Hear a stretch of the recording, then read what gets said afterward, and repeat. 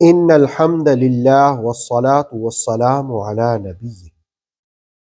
قیامت اتنی اچانک آئے گی کہ انسان کو وصیت کا وقت بھی نہ ملے گا۔ وصیت کی اہمیت کیا ہے، ان باتوں کو ہم سورہ یاسین کی آیت نمبر 50 کے ضمن میں جانتے ہیں۔ فَلَا يَسْتَطِيعُونَ تَوْصِيَةً، پھر نہ وہ وصیت کی استطاعت رکھیں گے، وَلَا إِلَىٰ أَهْلِهِمْ يَرْجِعُونَ، اور نہ ہی اپنے گھر والوں کی طرف پلٹ سکیں گے۔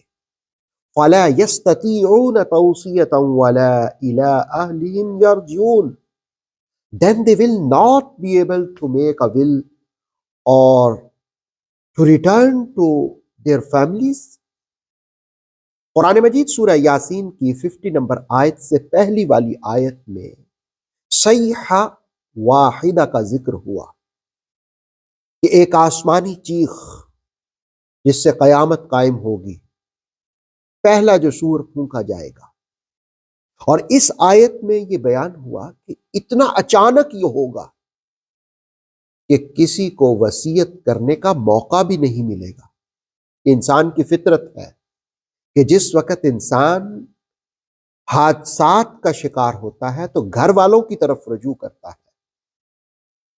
اب قیامت کے جو مناظر ہوں گے اتنی اچانک ہوگی کہ کسی کو یہ بھی موقع نہ ملے گا، بلکہ رسول کریم صلی اللہ تعالی علیہ وسلم نے تو قرب قیامت کا اس انداز میں ذکر کیا۔ بخاری شریف کی حدیث ہے کہ رسول پاک علیہ السلام نے فرمایا کہ میں اور قیامت اس طرح بھیجے گئے ہیں، یعنی آپ نے اپنی شہادت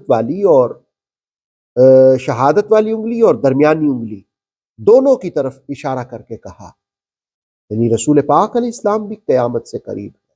بخاری کی ایک دوسری حدیث ہے جس کو حضرت انس رضی اللہ تعالیٰ عنہ روایت کرتے ہیں، جس میں رسول پاک صلی اللہ تعالیٰ علیہ وآلہ وسلم نے قیامت کی علامات کو یوں بیان کیا: علم اٹھ جائے گا، جہالت عام ہو جائے گی، شراب پی جائے گی، زنا عام ہو جائے گا۔ یہ سب قیامت کی نشانیاں آپ صلی اللہ تعالیٰ علیہ وسلم نے بیان کی۔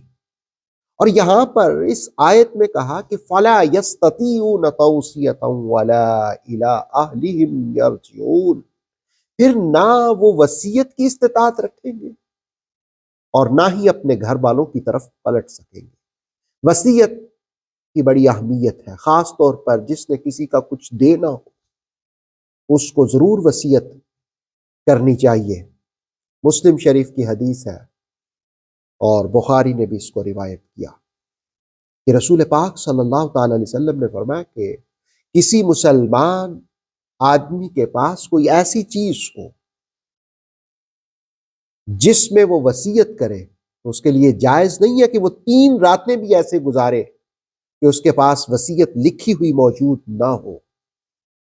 یعنی آپ نے کسی کا دینا ہے تو ضرور وصیت کریں، ضرور لکھ لیں تاکہ مرنے کے بعد آپ پر وہ بوجھ نہ ہو۔